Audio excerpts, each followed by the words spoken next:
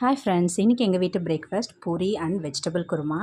பாப்பாவுக்கு வந்து 4 பூரி நல்லாவே சாப்பிட்டா குருமா வச்சு கொடுத்தோன்னே. இன்றைக்கி அவளுக்கு சம்மர் கோச்சிங் கிளாஸ் இருக்கிறனால ஸ்நாக்குக்காக சமோசா கேட்டிருந்தா. அதனால் இருந்த வெஜிடபிள்ஸே வச்சு கடாயில் வந்து எண்ணெய் ஊற்றி சீரகம், ஓமம், சாப்டு கார்லிக், தென் வந்து கருவேப்பிலை, ஸ்க்ரேப் பண்ண கேரட், பொட்டேட்டோ எல்லாமே போட்டு ஸ்டஃபிங் ரெடி பண்ணிட்டேன்.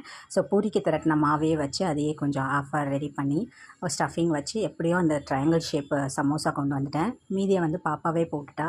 ஸோ இந்த மாதிரி சின்ன சின்ன வேலைகள், கலக்கிறது, கொட்டுறது, இந்த சின்ன சமோசா செய்கிறது இதெல்லாமே வந்து பாப்பா செஞ்சுருவா. எனக்கு என்ன பண்ணேன்னா, ஆயில் ஐட்டம்ஸ் சாப்பிட வேணாம், டீப் ஃப்ரைட் ஐட்டம்ஸ் வேண்டாம்னு சொல்லிட்டு சப்பாத்தியாக போட்டு எடுத்துக்கிட்டேன்.